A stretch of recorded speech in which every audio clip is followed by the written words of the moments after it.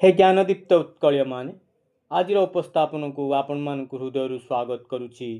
क्रांतिकारी अभिनंदन जनाऊछि। भारतर मुक्ति संग्राम आरंभ हेबार बहु पूर्वर ओडिशार माटी जली उठिथिला विद्रोहर अग्नि। से अग्निशिखार नाम थिला वीर सुरेंद्र साय। आज तांको जयंती रे ए उत्कली तांको स्मरण करुछि। हे संबलपुर सिंह, हे उत्कल मातार सुयोग्य संतान, हे अमर स्वाधीनता सेनानी वीर सुरेंद्र साय, आपणक जयंती रे आपणक श्रद्धांजलि ज्ञापन करुछि। कोटि कोटि प्रणिपात करुछि। आपणक कीर्ति कृति कृतित्व को बारंबार मने पकाउछि। स्वाधीनता मनुष्यर जन्मगत अधिकार। अनेक समय स्वाधीनता आपना छाई मिली न थाए। बाहुबल किंबा संग्राम करी यह स्वाधीनता हासिल करने को पड़े। किंतु वीर सुरेंद्र साय एभली जड़े स्वाधीनता संग्रामी थिले जे जीवन सारा संग्राम करी जीवन देदेले सिना हेले तांको स्वाधीनता मिल पारिला नाही। वीर सुरेंद्र साय संबलपुर जिल्लार खिंडा ग्राम 1809 मसीहा जानुआरी 23 तारिख रे बा आजिर दिन रे चौहान राजपूत परिवार रे जन्म ग्रहण करथिले। तांको पितांको ना धरम सिंह। पिला दिनरु सुरेंद्र साय पोथी विद्या, शारीरिक कौशल शिक्षा, घोड़ा दौड़, सरसंधान, तरबारी चालना, रणकौशल इत्यादि विद्यारे पारंगम थिले। प्रतिदिन शरीरचर्या सहित शत्रुपक्ष को किभली कौशलपूर्वक परास्त करहब ताहा शिक्षा करुथिले। पितांक मृत्यु परे कका बलराम साय तांकर दायित्व नेले। विवाह योग्य हेबारे तत्कालीन छोटनागपुर अधीनस्थ गांगपुर राज्यर हाथीबाड़ी जमीदारंक कन्या सहित तांकर विवाह होइथिला। 1827 मसीह राजा महाराज सायंक देहांत परे नियम अनुसार ज्येष्ठ पुत्र भाव सुरेंद्र साय सिंहासन रे अभिषिक्त हेबा कथा। किंतु इंग्रेज माने तांको वंचित करी महाराज सायंक पत्नी राणी मोहन कुमारी को राजगादी रे बसाइले। राजकार्य विषय अनभिज्ञ राणी कर्मचारी मानक साहाय्य रे ब्राह्मण, गंड एवं वैश्य मानकु निर्यातना देले। एही तीन संप्रदायर लोकंक मध्य केतेक प्रतिपत्तिशाली लोक और राज परिवार पृष्ठपोषक थिले। सेही मानक बल बलियान होई राजपूत राजा माने आठगढ़ राज्य प्रतिष्ठा करि पारिथिले। अयोग्य कर्मचारी माने सेही तीन संप्रदाय उपरे अत्याचार करिवारु राणींको उपरे सेमानंकर आस्था तुटिगला। असंतोष वृद्धि पाइबारु सेमाने सुरेंद्र साय को राजसिंहासन रे बसाइबाकू उद्यम कले और विद्रोहर सूत्रपात कले। वीर सुरेंद्र साय मात्र 18 वर्ष बयस विद्रोहर नेतृत्व नहीं जनजाति समुदायर विश्वासभाजन हेले। चाहू चाहू हजार हजार निर्याचित जनजाति तांको निजर नेता भाव में मानि नेले। वीर सुरेंद्र साय 1827 मसीह जनजाति मानक साहाय्य नहीं इंग्रेज अत्याचार विरोध रे युद्ध डाकरा देले। हजारीबागु कैप्टेन विल्किंसन विराट सैन्यबाहिनी सहित संबलपुर पहुंची विद्रोह दमन पाई उपाय पांचिले। 1833 मसीह राणी हाथरू क्षमता प्रत्याहार करी सुरेंद्र साय परिवर्ते आउ जड़े अयोग्य वृद्ध राजा नारायण सिंह को हस्तांतर करागला। फल समग्र राज्य में प्रजा असंतोष वृद्धि पाइबा सहित विद्रोह उग्र रूप धारण कला। नारायण सिंह प्रजा विरोधी थिबारु मनमुखी शासन चलाइले। जनजाति मानक उपरे निर्यातना बेलकु बेल बढ़िबारे लागिला। सुरेंद्र साय कका बलराम साय गंड जमीदार मानक मनरे जागरण सृष्टि कले। अत्याचारी इंग्रेज सरकार और राजा नारायण सिंह विरोध में उत्तेजना वृद्धि पाइला। राजा नारायण सिंह निज समर्थक मानक आदेश देले सुरेंद्र साय को धरी आनिबा पाई। राजा को रामपुर स्वार्थंद जमीदार दुर्जय सिंह प्रधान अर्थ सैन्य सामंत और गुप्त तथ्य जोगाउ थांती। ए खबर पाइबा परे क्रोधान्वित होई सुरेंद्र और तांको भाई उदंत 1838 मसीहा सेप्टेम्बर मासरे रामपुर गढ़ आक्रमण करी ध्वस्त विध्वस्त करदेले। ଗାଁ ଗଣ୍ଡରେ ନିଆଁ ଲଗାଇଦେଲେ। ଦୁର୍ଯ୍ଜୟ ସିଂ ଖସିଗଲେ ସିନା, କିନ୍ତୁ ତାଙ୍କ ବାପା ନିହତ ହେଲେ। ଇଂରେଜ ଫୌଜ ପାଲଟା ଆକ୍ରମଣ କଲେ। ଲଖନପୁର ଜମିଦାର ବଳଭଦ୍ର ଦାସ ଏବଂ ସୁରେନ୍ଦ୍ର ସାଏ ଖାଇ ପିଇ ବିଶ୍ରାମ ନେଉଥାନ୍ତି। ସେହି ସମୟରେ ଅତର୍କିତ ଆକ୍ରମଣ ହେଲା। ବଳଭଦ୍ର ଦାସ ନିହତ ହେଲେ ଓ ସୁରେନ୍ଦ୍ର ସାଏ ବୁଦ୍ଧି ପ୍ରୟୋଗ କରି ଖସି ପଳାଇଲେ। ରାମପୁର ବିଜୟରେ ଉଲ୍ଲସିତ ସୁରେନ୍ଦ୍ର ସାଏ ତାଙ୍କ କକା ବଳରାମ ସାଏ ଏବଂ ଦୁଇ ଭାଇ ଉଦନ୍ତ ଓ ଛବିଳ ପାଟଣାଗଡ଼ ଜମିଦାରଙ୍କ ନିକଟକୁ ଯାଉଥାନ୍ତି। ବୁଢ଼ାରାଜା ପାହାଡ଼ର ବେହେରିପାଲ୍ଲିଠାରେ ଇଂରେଜ ସେନା ସହିତ ତାଙ୍କର ମୁହାଁମୁହିଁ ହେଲା। ଇଂରେଜମାନଙ୍କ ଆଧୁନିକ ତୋପ, ଗୁଳିଗୋଳା ଓ କମାଣ ଆଗରେ ସୁରେନ୍ଦ୍ର ସାଏଙ୍କ ସୈନ୍ୟମାନେ ତିଷ୍ଠି ନ ପାରି ଛତ୍ରଭଙ୍ଗ ଦେଲେ। 1840 ମସିହାରେ ସୁରେନ୍ଦ୍ର ସାଏ, ଉଦନ୍ତ ଏବଂ ତାଙ୍କ କକା ବଳରାମ ସିଂଙ୍କୁ ଧରି ନେଇ ହଜାରିବାଗ ଜେଲକୁ ପଠାଇ ଦିଆଗଲା। ରାମପୁର ଜମିଦାରଙ୍କ ହତ୍ୟା ଅଭିଯୋଗରେ ଏହି ତିନି ଜଣଙ୍କୁ ଆଜୀବନ କାରାଦଣ୍ଡରେ ଦଣ୍ଡିତ କରାଗଲା। ଯେଉଁ ଗୌନ୍ତିଆ ଓ ଜମିଦାରମାନେ 1849 ପୂର୍ବରୁ 8,810 ଟଙ୍କା ଖଜଣା ଦେଉଥିଲେ, ପରବର୍ତ୍ତୀ ସମୟରେ ସେମାନଙ୍କୁ 74,000 ଟଙ୍କା ଦେବାକୁ ପଡ଼ିଲା। ଜନସାଧାରଣଙ୍କ ଉପରେ ମଧ୍ୟ ଅତ୍ୟଧିକ କର ଲଦି ଦିଆଗଲା। ଫଳରେ ଜନ ଅସନ୍ତୋଷ ଆହୁରି ଅଧିକ ବୃଦ୍ଧି ପାଇଲା। ସୁରେନ୍ଦ୍ର ସାଏ ଦୀର୍ଘ 17 ବର୍ଷ କାଳ ଜେଲ୍ ଦଣ୍ଡ ଭୋଗିବା ପରେ 1857 ମସିହାରେ ଉତ୍ତର ଭାରତରେ ଇଂରେଜ ସରକାରଙ୍କ ସୈନ୍ୟବାହିନୀରେ ବିଦ୍ରୋହ ଆରମ୍ଭ ହେଲା। ଇଂରେଜମାନେ ଏହାକୁ ସିପାହୀ ବିଦ୍ରୋହ ଆଖ୍ୟା ଦେଇଥିଲେ ମଧ୍ୟ ପ୍ରକୃତରେ ଏହା ଥିଲା ଭାରତର ବ୍ୟାପକ ସଶସ୍ତ୍ର ସ୍ୱାଧୀନତା ସଂଗ୍ରାମ।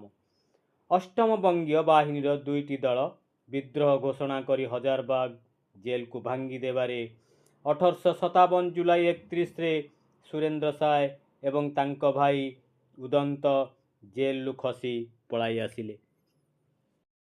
ଇଂରେଜମାନଙ୍କ ଦ୍ୱାରା ଶୋଷିତ ନିଷ୍ପେଷିତ ସମ୍ବଲପୁର ଗୌନ୍ତିଆ ଜମିଦାର ଓ ଜନସାଧାରଣ ତାଙ୍କ ପୁରୁଣା ନେତା ସୁରେନ୍ଦ୍ର ସାଏଙ୍କୁ ଫେରିଥିବା ଖବର ପାଇଲେ। ବହୁ ସଂଖ୍ୟକ ସହଯୋଗୀ ଜନଜାତି ଆସି ସୁରେନ୍ଦ୍ର ସାଏଙ୍କ ସହିତ ଯୋଗ ଦେଲେ। ସୁରେନ୍ଦ୍ର ସାଏ ଆସିବା ଖବର ଶୁଣି ନିର୍ଯାତିତ ଜମିଦାର ମାଧୋ ସିଂ ଦଳେ ସଶସ୍ତ୍ର ସୈନ୍ୟଙ୍କୁ ତାଙ୍କର ସମ୍ବର୍ଦ୍ଧନା ପାଇଁ ପଠାଇଲେ। ପରେ ପରେ ସୋନାଖାନ ଜମିଦାର ନାରାୟଣ ସିଂ ମଧ୍ୟ ତାଙ୍କ ସହ ଯୋଡ଼ି ହେଲେ। ସୁରେନ୍ଦ୍ରଙ୍କର ସାହସ ଶତଗୁଣ ବଢ଼ିଗଲା। ବିଜୟା ଦଶମୀ ଦିନ ସମସ୍ତେ ବଜ୍ର ଶପଥ ନେଲେ, ଇଂରେଜମାନଙ୍କୁ ଏ ମାଟିରୁ ତଡ଼ିବେ, ଦେଶକୁ ସ୍ୱାଧୀନତା ଦେବେ। ସୁରେନ୍ଦ୍ର ସାଏଙ୍କ ସହଯୋଗୀମାନେ 1857 ମସିହା ଅକ୍ଟୋବର 13 ତାରିଖରେ କମିଶନର ଲିଙ୍କୁ ସାକ୍ଷାତ କରି ଏକ ଦାବିପତ୍ର ପ୍ରଦାନ କଲେ ଯେ ସୁରେନ୍ଦ୍ର ସାଏ ଏବଂ ତାଙ୍କ ଭାଇ ଉଦନ୍ତଙ୍କ ଉପରୁ ଦଣ୍ଡ ପ୍ରତ୍ୟାହାର କରାଯାଇ ସୁରେନ୍ଦ୍ର ସାଏଙ୍କୁ ସିଂହାସନରେ ବସାଯାଉ। ଏହାକୁ ଲି ନ ମାନି ପରବର୍ତ୍ତୀ ନିଷ୍ପତ୍ତିକୁ ଅପେକ୍ଷା କରିବାକୁ କହିଲେ। ଏହାପରେ ସୁରେନ୍ଦ୍ର ସାଏ ତାଙ୍କ ଗାଁ ଖିଣ୍ଡାଙ୍କୁ ଚାଲିଗଲେ। ସେଠାରେ ତାଙ୍କ ଭାଇମାନେ 1400 ବିଦ୍ରୋହୀଙ୍କୁ ପାଖରେ ରଖିଥାନ୍ତି। ସୁରେନ୍ଦ୍ରଙ୍କ ନେତୃତ୍ୱରେ ଘେଁସ, ଭେଡ଼େନ, କୋଲାବିରା, ପାହାଡ଼ ସିଙ୍ଗିଡ଼ି ପ୍ରଭୃତିର ଗଣ୍ଡ ଜମିଦାରମାନେ ଯୋଗଦେଲେ। ସମ୍ବଲପୁରର ନିର୍ଯାତିତ ଜନଜାତିମାନେ ମଧ୍ୟ ସୁରେନ୍ଦ୍ର ସାଏଙ୍କ ସହିତ ଯୋଗଦେଇ କୁଡ଼ୋପାଲିରେ ସମ୍ମିଳିତ ହେଲେ।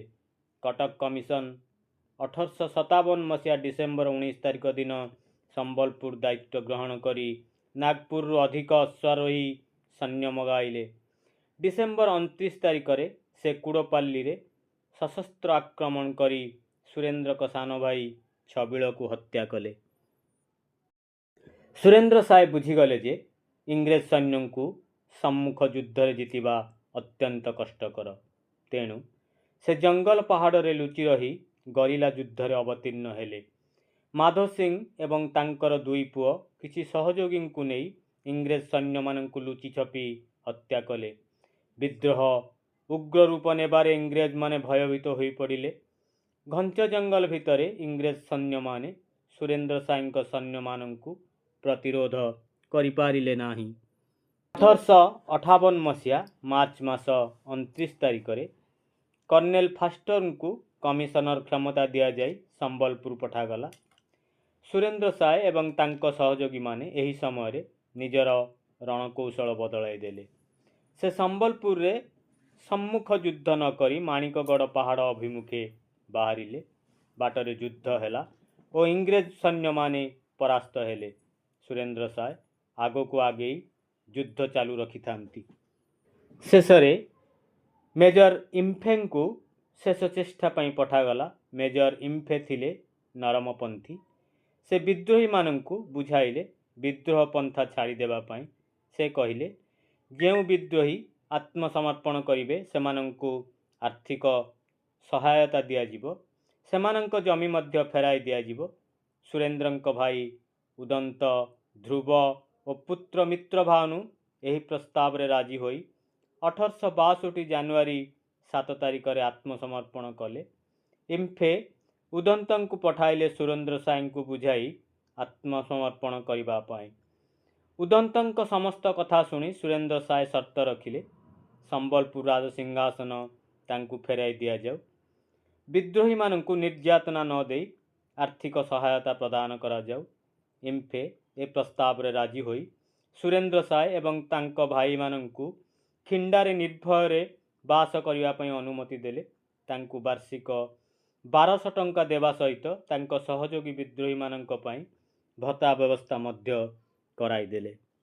1863 ମସିହାରେ ମେଜର ଇମ୍ଫେଙ୍କର ପରଲୋକ ହେଲା। ତାଙ୍କ ସ୍ଥାନରେ ଦାୟିତ୍ୱ ନେଲେ ମେଜର କେମ୍ବରଲେନ୍।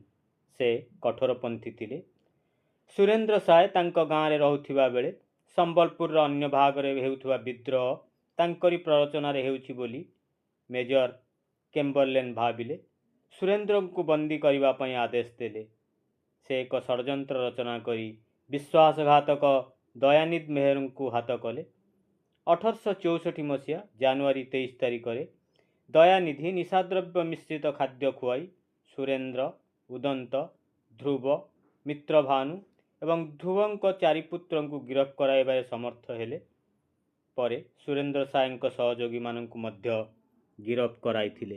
1865 ମସିହାରେ ଏମାନଙ୍କର ବିଚାର କରାଯାଇ 10 ଜଣଙ୍କୁ ଆଜୀବନ ଓ 4 ଜଣଙ୍କୁ 7 ବର୍ଷ ଲେଖାଏଁ କାରାଦଣ୍ଡରେ ଦଣ୍ଡିତ କରାଯାଇ ଅସିରଗଡ଼ ଜେଲକୁ ପଠାଗଲା।